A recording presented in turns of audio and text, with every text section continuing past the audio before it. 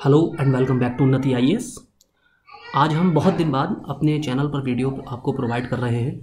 कुछ personal issues के कारण, कुछ पर्सनल प्रॉब्लम्स के कारण हम अपनी वीडियोस रेगुलर प्रोवाइड नहीं कर पा रहे थे, लेकिन 1 नवंबर से हमारी आपको रेगुलर वीडियोस प्रोवाइड की जाएंगी। सबसे हमारे आज का वीडियो बनाने का उद्देश्य सिर्फ 2 इश्यूज़ को टैकल करना है। पहला तो हमारा एपीएफसी से रिलेटेड है, जो कि बहुत से बच्चों की डिमांड है कि सब कंफ्यूज है कि एपीएफसी का नोटिफिकेशन कब आएगा, उसके बारे में हम आज चर्चा करेंगे। और दूसरा जो नोटिफिकेशन दूसरा है वो हमारा एएलसी के नोटिफिकेशन के बारे में, क्योंकि बहुत से बच्चे सिलेबस को लेकर कंफ्यूज हैं। और दूसरी चीज़ ये, बहुत से बच्चे इसकी एजुकेशनल क्वालिफिकेशन को लेकर भी कंफ्यूज हैं कि इसमें सिंपली ग्रेजुएट अप्लाई कर सकते हैं या नहीं, और अगर कर सकते हैं तो एक्स्ट्रा क्वालिफिकेशन क्या है या क्या नहीं है। तो ये 2 मेन इश्यूज़ हैं। बहुत से बच्चे जैसे कह रहे हैं कि सिंपली ग्रेजुएट इसमें अप्लाई कर सकते हैं, तो ऐसा नहीं है। आप कर सकते हैं, 25 रुपये फ़ीस है, आप ये फ़ीस देकर रिस्क ले सकते हैं, लेकिन उसका कोई फ़ायदा नहीं है। फिर भी आप अपनी संतुष्टि के लिए ये फॉर्म भर सकते हैं। लेकिन इसके साथ साथ, जैसे कि आपको पता ही होगा, एएलसी में असिस्टेंट लेबर कमिश्नर में अगर हम इसका नोटिफिकेशन देखें, सीधे हम नोटिफिकेशन पर बात करते हैं। इसका नोटिफिकेशन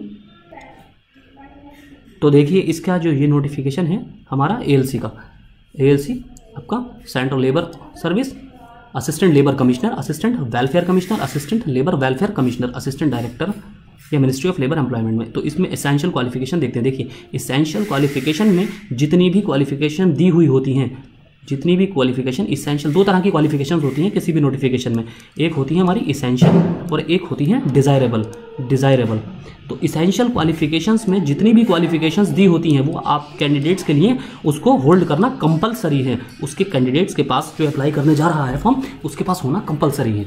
दूसरी डिज़ायरेबल में वो क्वालिफिकेशंस होती हैं जिसको अगर कैंडिडेट होल्ड करता है तो उसको फाइनल मेरिट लिस्ट में प्रेफरेंस दिया जाएगा। अगर मान लीजिए सेम क्वालिफिकेशन वाले दो कैंडिडेट्स और सेम क्वालिफिकेशन के साथ साथ सेम कैटेगरी के हैं, मान लीजिए जनरल कैंडिडेट हैं, उनके 100 नंबर का पेपर है फॉर एग्जांपल, और उसमें से 80 मार्क्स आ रहे हैं ओवरऑल फाइनल मेरिट लिस्ट में, तो 2 कैंडिडेट हैं, दोनों के ही 80 मार्क्स आ रहे हैं, और दोनों ही मान लीजिए जनरल कैटेगरी के हैं, और मान लीजिए दोनों की ही इसेंशियल क्वालिफिकेशंस कंप्लीट है। और ये भी एक चीज़ है कि फिर ये देखा जाता है कि डिज़ायरेबल क्वालिफिकेशंस में क्या, किसके पास डिज़ायरेबल क्वालिफिकेशन कौन फुलफिल कर रहा है। तो मान लीजिए डिज़ायरेबल में जैसे लॉ की डिग्री अगर मांगी गई है, तो इसमें से अगर एक कैंडिडेट के पास लॉ की डिग्री होगी तो उसको सेलेक्ट कर लिया जाएगा।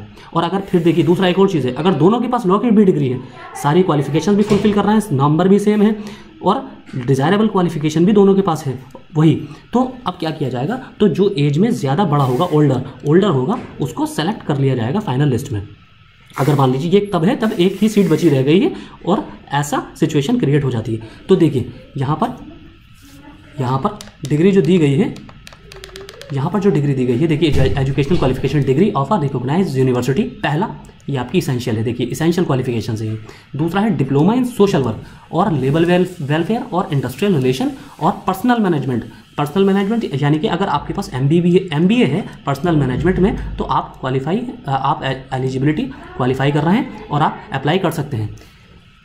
इसी तरह लेबर लॉ और रिकॉग्नाइज्ड यूनिवर्सिटी, अगर MBA आपका लेबर लॉ में है तो भी आप अप्लाई कर सकते हैं। अब डिज़ायरेबल में अगर आपके पास डिग्री इन लॉ है, यानी कि अगर आपके पास विधि की डिग्री है, LLB है, तो आप डायरेक्ट अप्लाई कर सकते हैं। आपके पास ये सारी क्वालिफिकेशन होने की कोई आवश्यकता नहीं है जो एसेंशियल में दी गई हैं, यानी कि एसेंशियल ग्रेजुएशन, यानी कि LLB अगर होगी तो ग्रेजुएट तो आप हो ही फिर।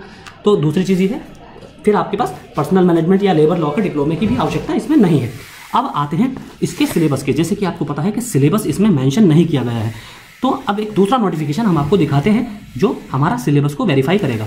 देखिए, लास्ट टाइम जो वैकेंसी आई थी इसमें लास्ट टाइम हमारी यूपीएससी में जो वैकेंसी निकाली थी, इसमें 25 मार्च 2017 को ये एडवर्टीजमेंट पब्लिश किया गया था और इसकी लास्ट डेट थी 13 अप्रैल 2017। अब अगर देखिए, इस बार के नोटिफिकेशन में यूपीएससी ने एएलसी के लिए क्वालिफिकेशन कोई भी मेंशन नहीं की है, तो उसका एक रीज़न भी बताएंगे हम कि क्यों नहीं की है। हालांकि लास्ट टाइम में नहीं की थी, इस बार जो मेंशन नहीं की है, हम पिछले वाले सिलेबस को आधार मानकर आपको तैयारी कराएंगे। दूसरी चीज़ ये है कि बहुत से बच्चों को कन्फ्यूज़न था, एक ने कमेंट भी किया था हमारे कमेंट बॉक्स में, जब हमने एएलसी के नोटिफिकेशन के बारे में आपको इन्फॉर्म किया था, तो एक स्टूडेंट का कमेंट आया था कि पेपर सिर्फ इंग्लिश में होगा, तो वो भी हम आपका गलतफहमी दूर करने वाले हैं। देखिए, ये लास्ट टाइम का नोटिफिकेशन है, उसका syllabus the medium of test will be English and Hindi. तो यूपीएससी के पेपर इंग्लिश और हिंदी दोनों में कंडक्ट किया जाता है। आते हैं सिलेबस पर। तो सिलेबस हम अपना यही आधार मान रहे हैं, लेकिन उससे पहले हम आपको एक बात बता दें, इस बार का जो एएलसी का नोटिफिकेशन है उसमें सिलेबस मेंशन नहीं किया गया है। तो इसमें ऐसा हो सकता है कि इस बार पूरे चांस है कि एक्स्ट्रा सिलेबस को ऐड किया जाए, जैसे कि जनरल स्टडीज़। तो जनरल स्टडीज़ को ही केवल मेंशन करने की बात चल रही है और जनरल स्टडीज़ को ही मेंशन करने के चांसेस हैं। अदरवाइज जो बेसिक सिलेबस है वो बिल्कुल सेम रहने वाला है पहले की बार की तरह। इसमें टोटल 11 टॉपिक थे। ये 11 टॉपिक कौन कौन से हैं देखिए, लेबर वेलफेयर, इसकी हम आपको पूरी तैयारी कराएंगे in Hindi. Social work and social security laws, इसकी हम पूरी तैयारी कराएंगे आपको हिंदी में। इंडस्ट्रियल रिलेशन, इसकी भी पूरी तैयारी कराई जाएगी हिंदी में। ह्यूमन रिसोर्स डेवलपमेंट, इसकी भी हम आपको पूरी तैयारी हिंदी में कराएंगे। प्रिंसिपल ऑफ नेचुरल जस्टिस, इसकी भी तैयारी कराएंगे। ट्रेड यूनियन एक्ट, ये भी हम आपको पढ़ाएंगे हिंदी में। ट्रेड यूनियन मूवमेंट, इसके भी ये भी हम तैयारी कराएंगे। देखिए ये आपका इंडियन नेशनल मूवमेंट का भी पार्ट है, ये इंडियन नेशनल मूवमेंट यानी कि मॉडर्न हिस्ट्री का भी पार्ट है। तो यहाँ से मॉडर्न हिस्ट्री से भी क्वेश्चन पूछे जाएंगे जो आपकी ट्रेड यूनियन से रिलेटेड है। फिर है labour laws, industrial dispute act 1947, ये हिंदी में हम कराएंगे। पेमेंट ऑफ वेजेस एक्ट, हालांकि ऑलरेडी हमारे चैनल पर ये सारे वीडियोज़ देखिए, इन सब पर वीडियोज़ हैं हमारे पास। Labour welfare, industrial relation, social security laws, human resource development, इसके भी हमने हमारे चैनल पर वीडियोज़ अवेलेबल हैं। आपको जनवरी के मंथ में हमने डाले थे इस साल। Labour laws, trade union movement, इस पर भी है। और ये सारे एक्ट पर भी हमारे वीडियोज़ हैं। सिर्फ building and other construction workers, इस पर नहीं है, इस पर हम आपको प्रोवाइड करा देंगे। पेमेंट ऑफ वेजेस एक्ट, हालांकि हम आपको सारे ही वीडियोस दोबारा प्रोवाइड कराएंगे अच्छे तरीके से, अच्छे लैंग्वेज में, अच्छा प्रोनाउंसिएशन के साथ। जैसे कि बहुत से लोगों को की शिकायत है कि हम बहुत तेज़ रिकॉर्डिंग करते हैं, तो हम उन सारी कमियों को भी टेक ओवर करने की कोशिश करेंगे आपकी डिमांड के अकॉर्डिंग। फिर है करंट इवेंट्स, ये भी हम आपको तैयारी कराएंगे। कॉन्स्टिट्यूशन ऑफ इंडिया पूरा कंप्लीट कराएंगे हम। जनरल मेंटल एबिलिटी, ये भी हम आपको कवर कराएंगे। दूसरी चीज़ ये है, अब इसकी एग्जाम डेट, इसका एग्जाम नेक्स्ट ईयर ही होना है।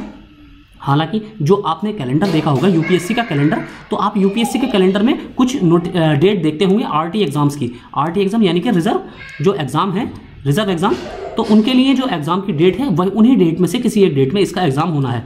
तो वो कोई सी भी डेट हो सकती है। हालांकि 3 या 4 रिजर्व एग्ज़ाम्स के रिजर्व टेस्ट जो है, रिक्रूटमेंट टेस्ट, इनके लिए जो 3 या 4 एग्ज़ाम्स की डेट दे रखी है, उन्हीं 3-4 डेट में से एक डेट में इसका एग्ज़ाम होना है। और ये जनरल मेंटल एबिलिटी ये हम आपको नहीं कराएंगे, क्योंकि हमारा जो चैनल है वो टोटली जनरल स्टडीज़ या थियोरिटिकल सब्जेक्ट्स के लिए है। अब हम 1 नवंबर से आपको डेली रेगुलर क्लास प्रोवाइड करेंगे, जिसमें हम इस एएलसी की तो तैयारी कराएंगे ही, साथ ही साथ जनरल स्टडीज़ का इस बार हमारा लेक्चर एक शुरू कर दिया जाएगा। जैसे कि हमने एनसीईआरटी शुरू की थी, उस एनसीईआरटी को पूरा कंप्लीट करते हुए, सारे जनरल स्टडीज़ के सब्जेक्ट की एनसीईआरटी को कवर करते हुए, यहाँ हम आपको एएलसी की भी साथ साथ तैयारी कराएंगे। फिर आपको रेफरेंस बुक्स की तैयारी कराई जाएगी, रेफरेंस बुक्स। और जैसे ही हमारा जनरल स्टडीज़ कंप्लीट हो जाएगा, तो हम आपको द हिंदू एडिटोरियल, जो कि हम बहुत पिछले काफ़ी टाइम से तैयारी पढ़ाने की सोच रहे हैं, लेकिन ईपीएफओ के एग्ज़ाम की वजह से हमें टाइम नहीं मिल पा रहा था, जिसकी वजह से हम द हिंदू एडिटोरियल का हिंदी में डिस्कशन प्लस हिंदी आपको फ्री ऑफ कॉस्ट आपको इसकी पीडीएफ प्रोवाइड की जाएगी, जो कि कंटेंट भी हिंदी में रहेगा। ना कि सिर्फ हमारी एडिटोरियल का डिस्कशन हम हिंदी में करेंगे, बल्कि हम आपको उसकी ट्रांसलेटेड कंटेंट भी हिंदी में ही प्रोवाइड कराएंगे, जो कि किसी चैनल पर प्रोवाइड नहीं किया जाता है यूट्यूब पर। तो आपका ये मेंशन है सिलेबस, आप इसको आधार मानकर तैयारी कीजिए। देखिए ये जितने टॉपिक हैं, इसमें से किसी टॉपिक में भी चेंजेस नहीं होनी है, इसमें सिर्फ ऐड हो सकता है। जो सिलेबस है वो आपका एक्स्ट्रा तो हो सकता है, यानी कि एक्स्ट्रा में क्या है, जनरल स्टडीज़, ये तो ऐड अलग से किया जा सकता है, लेकिन ये जितने 11 टॉपिक्स हैं ये कहीं से भी आपको चेंज नहीं मिलेंगे। ये 11 के 11 टॉपिक्स दोबारा से मेंशन होकर सिलेबस में आने हैं। यूपीएससी सिलेबस दोबारा रिलीज़ करेगी, जिसमें आपको ये सारे 11 टॉपिक्स मिलेंगे, प्लस आपको जनरल स्टडीज़ भी मिल सकता है। तो इसलिए आप जनरल स्टडीज़ को भी थोड़ा थोड़ा तैयार करते हुए चलिए, स्पेशली जनरल साइंस और प्लस एंशिएंट हिस्ट्री यहाँ से इन 2 सेक्शन से, और ज्योग्राफी, चाहे वो इंडिया के पर्सपेक्टिव में हो या वर्ल्ड के पर्सपेक्टिव में, ये 3 आपके सब्जेक्ट हैं जो कि जनरल स्टडीज़ के मेंशन किए जा सकते हैं। तो और साथ ही साथ एक मैक्रो इकोनॉमिक्स का भी सिलेबस इसमें मेंशन किया जा सकता है। तो आपको इसको आधार मानकर चलना है। हालांकि हम भी इसको आधार मानते हुए आपको सारी तैयारी कराएंगे। जैसे कि हमने आपको फिर से एक बार बता दें, हम कौन कौन से टॉपिक्स की तैयारी कराएंगे। देखिए मेंटल एबिलिटी, इसको नहीं कराएंगे हम, और प्लस आपका ना यही से एक टॉपिक है जिसको हम तैयार नहीं कराएंगे। बाकी ये 10 के 10 टॉपिक हम आपको हिंदी में तैयारी कराएंगे इसकी, प्लस आपको इसका सिलेबस भी इसकी पीडीएफ भी प्रोवाइड कराई जाएगी। तो 1 तारीख से 1 नवंबर से हम आपको डेली हमारे रेगुलर क्लास आपको प्रोवाइड कराए जाएंगे। अब आते हैं हम एपीएफसी पर। तो एपीएफसी की, जैसे कि हमने आपको बताया था कि एपीएफसी का नोटिफिकेशन आने के पूरे चांसेस हैं APFC का नोटिफिकेशन आने के पूरे चांस हैं आपके नवंबर लास्ट में APFC का नोटिफिकेशन आपको देखने को मिल जाएगा। लेकिन ऐसा हो सकता है नवंबर लास्ट की जगह आपको अगर नवंबर लास्ट में नहीं आया तो फिर ये नोटिफिकेशन नवंबर 2021 के लास्ट में अगर नहीं आया तो फिर ये नोटिफिकेशन फेब में आएगा, फेब 2022 में। लेकिन ये हर हालत में आना ही आना है, इसलिए आपको APFC की भी तैयारी साथ साथ करते रहना है, तो आपके डबल काम हो जाएंगे। देखिए APFC के सिलेबस में ये सारी चीज़ें सेम हैं। लेबर वेलफेयर, यहाँ से क्वेश्चन आते हैं, security loss, social security loss और आपका लेबर लॉस, ये सारे जिसमें ये सारे लेबर लॉस मेंशन है, प्लस ट्रेड यूनियन एक्ट और ट्रेड यूनियन मूवमेंट, यह इन सारे ही टॉपिक से क्वेश्चन आते हैं। तो इसमें 5 या 6 आपके टॉपिक ऐसे हैं जहाँ से आपको APFC का और ALC का दोनों का सिलेबस सेम है, जैसे कि labour welfare, social security laws, industrial relation, आपका trade union act, trade union movement, labour laws और current events plus constitution of India. तो कम से कम 8 टॉपिक ऐसे हैं जो आपको APFC में भी मिल जाएंगे और ALC में भी मिल जाएंगे। तो इसलिए आपको दोनों की ही एक साथ तैयारी आराम से हो जाएगी। तो आप दोनों को ही तैयार करते हुए चलिए। फिर हम आपको एक बार फिर बता दें कि 1 नवंबर से हमारी आपको रेगुलर क्लास ALC के सिलेबस पर हिंदी में क्लासेस प्रोवाइड करा दी जाएंगे। साथ ही साथ हम जनरल स्टडीज़ का भी एक टॉपिक आपको डेली कवर कराएंगे। तो इस लेक्चर में इतना ही था। Thank you.